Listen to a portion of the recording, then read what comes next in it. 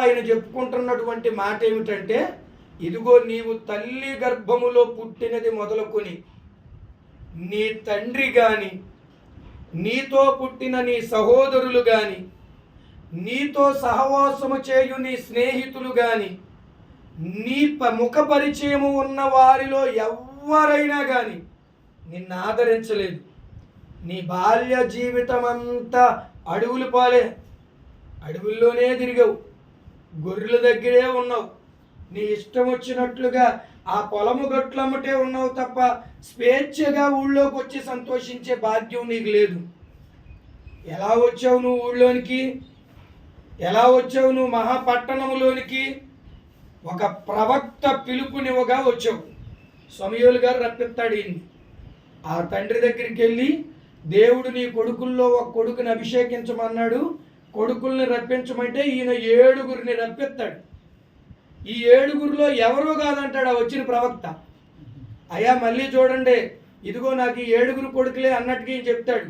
లేదు లేదు, ఈ 7గురిలో ఎవరో కాదు, దేవుడు ఇంకెవరినో ఎన్నుకున్నాడు, నీకు ఇంకా కొడుకులు లేరా అంటే 8వ వాడు ఒకడు ఉన్నాడు కానీ అయ్యాడు వల్ల ఉపయోగం లేదు. ఆడు చిన్నోడు, జ్ఞానం లేనోడు, ఆడెందుకు పనికిరానోడు అన్నట్లుగా చెప్పాడు. నువ్వెలా చెప్తావు ఆ మాట? ఏమో దేవుడికి వాడే కావాలేమో, పిలిపించంటే అప్పుడు ఈ దావీదు గారిని పిలిపిస్తాడు. అందుకే ఈయన అంటాడు, నీ బాల్యము జ్ఞాపకం చేసుకో, బాల్యములో నిన్ను ఎవ్వరూ పట్టించుకోలేదు, నీ దేవుడే అడవుల నుండి నిన్ను ఊళ్ళోకి రప్పించాడు. తర్వాత ఆయనకు అభిషేకం వచ్చింది. అభిషేకం తర్వాత మరలా పొలంలోకి పోయి ఆ గొర్రెలు మేపుకుంటున్నాడు. ఈ లోపల ఆ దేశం మీదకి ఫిలిస్తీయుడైనటువంటి గొలియాతు ఒకడు వస్తాడు. 6 మూళ్ల జానుడు, మనకు అర్థమయ్యేలాగా చెప్పుకోవాలంటే ఒక రాక్షసుడు. ఆడొస్తాడు. ఆడొచ్చి దేశం మీద పడేసరికి దేశంలో ఉన్న రాజుతో సహా భయపడతాడు. అప్పుడు దేశమంతా భయపడినటువంటి గొలియాతుని నువ్వు ఎలా ఓడించావు? ఆయనతో ఆయనే చెప్పుకుంటున్నాడు, నువ్వు ఎలా ఓడించావు? నీ దేవుడు నీకు శక్తిని బట్టి నువ్వు ఓడించగలవు, గుర్తుపెట్టుకో ఇది కూడా. అయితే నువ్వు ఆ గొలియాతుని ఓడించడాన్ని బట్టి రాజు ఏమన్నా నీకు ఒక మంచి పార్టీ ఏర్పాటు చేసి నీకేమన్నా సాలువా గప్పి దండేశాడా? లేదు. తన సేవకులకు చెప్పి నిన్ను తరిమి తరిమి అడవులు పాలు చేశాడు. దొరకలేదు కానీ దొరికితే నిన్ను చంపేద్దామని చూశాడు. ఏం ప్రయోజనం? నువ్వు ప్రాణాలకు తెగించి వాడి మీద పోరాడి దేశానికి మేలు చేయాలనుకుంటే ఆ మేలు పొందుకున్నవాడేమో నిన్ను చంపాలనుకున్నాడు. అక్కడ నీ ప్రాణాన్ని తప్పించింది కూడా మళ్ళీ దేవుడే. సరే, తుదకు మొత్తానికి ఆ రాజు చచ్చిపోతాడు, దావీదు రాజు అవుతాడు, సింహాసనం మీద కూర్చొని తన పాలన చేస్తూ ఉంటాడు. ఈయనకి పిల్లలు పుడతారు.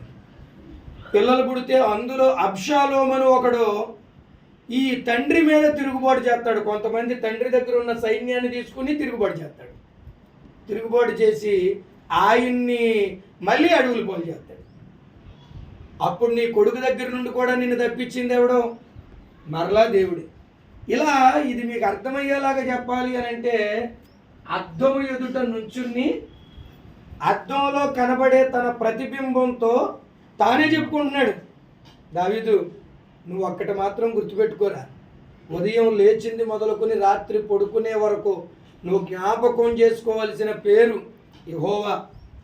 నీవు కృతజ్ఞత చెల్లించాలంటే ఆయనకే, నువ్వు మనసారా ఆరాధించాలంటే ఆయన్నే, నీ జీవితకాలం నువ్వు స్తుతించాలంటే ఆయన్నే. ఎందుకంటే ఆయన మూలంగానే నువ్వు పుట్టినది మొదలుకొని ఎప్పటి వరకు ఇలా ఉన్నావు. కాబట్టి ఆయన ఎప్పుడూ మర్చిపోమోకంట. ఈ వాక్యాన్ని బట్టి మనం కూడా నేర్చుకోవలసిన విషయం ఏంటంటే, వాక్యాన్ని బోధించే నేనైనా, వాక్యాన్ని వినే మీరైనా, ఎవరమైనా మనం నేర్చుకోవలసిన విషయం ఏంటంటే, కష్టాలు వచ్చినాయి అని కన్నీళ్లు పెట్టడము, లేదంటే బాధలు వచ్చినాయి అని ఈ భారాలు నా మీదకి ఎందుకు వస్తున్నాయి అని కృంగిపోవడము, లేదంటే సంతోషం వచ్చిందని ఉప్పొంగిపోయి ఊరందరికీ భోజనాలు పెట్టడము, ఇట్లాంటివి కాదు. నీ కష్టములోనైనా నష్టములోనైనా, సుఖములోనైనా బాధలోనైనా, దేని అందైనా సరే ఇది దేవుని వలనే జరిగింది, నేను దేవుణ్ణి స్తుతిస్తాను. ఒకసారి యోబు గారి దగ్గరికి ఒకవైపు నుంచి ఒకడు వచ్చి అంటాడు, అయ్యా పొలం విస్తారంగా పండిందని మీరు సంతోషపడ్డారా? నిప్పు ఎలా పుట్టిందో తెలియదు కానీ పొలం అంతా బూడిదైపోయింది అయ్యా అంటాడు. అయ్యో అరే ఈసారి నేను నా బాకీలన్నీ తీరిపోయి బాగా సంపాదించవచ్చు అనుకున్నానే, అంత పంట పండింది పాడైపోయిందా, సరేలే పోనీ అనుకుంటాడు. ఇంతలో మళ్ళా ఇంకొకడు వస్తాడు. ఇంకొకడు వచ్చి, అయ్యా మీ గొర్రెలు ఒంటెలు మేకలు అన్నింటినీ పలాని వారు తోలుకుపోయారు, కాపులు ఉన్న వారిని చంపేశారు కూడా అంటాడు. సర్లే అంటాడు. ఇంకొకడు వస్తాడు, ఇంకొకడు వస్తాడు, ఇంకొకటి. ఈయనకున్న సంపద అంతా ఒక్క రోజులోనే పోయిందని చెప్పడానికి వస్తారు వీళ్ళు నలుగురు, 4 వైపుల నుంచి. సరేనంటాడు. ఆఖరిలో మరొకడు వచ్చి, అయ్యా నీ కూతుర్లు నీ కొడుకులు అందరూ కలిసి ఇంట భోజనము చేస్తుంటే తూర్పు నుండి గాలి వచ్చింది, నీ ఇల్లు ఒరిగిపోయింది, అందులో వాళ్ళందరూ పడి చచ్చిపోయారు. ఈయన పై వస్త్రాన్ని చింపుకుని ఏడుస్తూ మోకాళ్ళ మీద కొంగి, దేవా నువ్విచ్చావు, నువ్వే తీసుకున్నావు, నిన్నేమనేవాడిని కాదు నేను, కనుక నీ నామము స్తుతింపబడునుగాక అంటాడు. అప్పుడు కూడా అంత దుఃఖంలో కూడా ఏడ్చుకుంటా బాధ వచ్చింది. కానీ మోకాళ్ళు వేసాక ఆయనకి ఏమర్థమైంది అని అంటే, నిజమే ఈ పంట నేను పండించింది కాదు, దేవుడిచ్చింది. ఈ గొర్రె మేకలు నా వలన కలిగినవి కాదు, దేవుడిచ్చినవి. ఈ బిడ్డలు నా వలన పుట్టిన వారు కాదు, దేవుడు అనుగ్రహించిన వారే. దేవుడిచ్చాడు, దేవుడు తీసుకున్నాడు. దానికి నేనెందుకు బాధపడాలనుకున్నాడు యోబు గారు. ఇలాగున మనం పరిశుద్ధ గ్రంథంలో చూస్తే భక్తులందరూ దేవుని మీద వారు ఎంత ఆధారపడ్డారో అంత ఆశీర్వదింపబడ్డారు. కానీ మనం ఏంటంటే ఈ భక్తుల స్టోరీలు వింటాం కానీ వాళ్ళు ఆధారపడినట్లుగా మనం ఆధారపడలేము. అందుకనే మనం ఒక్కొక్కసారి ఇబ్బంది పడుతూ ఉంటాం. ఈ రోజున నా ప్రయాణము త్వరపడవలసినదై ఉన్న మీ మధ్యన నిలవబడి దేవుడు మాట్లాడిస్తున్నాడు అని అంటే మీరు బలపడాలి. ఎట్టి పరిస్థితుల్లోనూ కుడికి కానీ ఎడముకు కానీ త్రొట్టిల్లిపోకుండా దేవుళ్ళో బలంగా నిలబడాలి. ఉదయం లేచిన వెంటనే రాత్రంతా చక్కటి నిద్రనిచ్చినందుకు నీకు స్తోత్రములని మోకరిల్లి ప్రార్థన చేయాలి.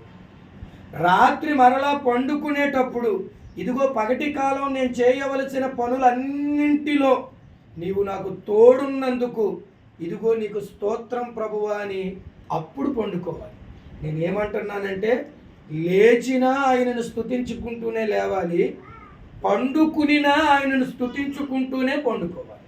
అపోస్తులుడైన పౌలు అంటాడు, నువ్వు ఏమి తిన్నను నీవేమి త్రాగినను దేవునికి మహిమ వచ్చుటట్లు చేయమంటాడు. మనకేమో ఆకలేస్తే తింటాం, దాహం వేస్తే తాగుతాం. కానీ వాక్యం ఏమంటుందంటే నీకు ఆకలేస్తే తింటాం కాదు, నువ్వు తినేటప్పుడు కూడా ఇది నా దేవుడు ఇచ్చుట ద్వారా నేను తినగలుగుతున్నాను అని స్తుతించుకుంటా తిను. నువ్వు దాహం వేస్తే తాగడం కాదు, నా దేవుడు ఇవ్వకపోతే ఈ నీరు భూమి మీద ఇంతగా ఎలా ప్రవహిస్తుంది అని చెప్పి ఆయన్ని స్తుతించుకుంటా తాగు. నేను ఒక్క మాట చెప్పనా, ఇందాక నేను ఇక్కడికి వచ్చేసరికి కొంచెం వెనకయ్యాను. నేను వచ్చేసరికి పాస్టర్ గారు వాటర్ తాగడానికని బాటిల్ కొన్నాడు. దాని విలువ ఎంత అంటే 20 రూపాయలు. ఓకేనా, 20 రూపాయలు. నేను అంటాను లీటర్ బాటిల్ కాస్టే 20 రూపాయలు ఉంటే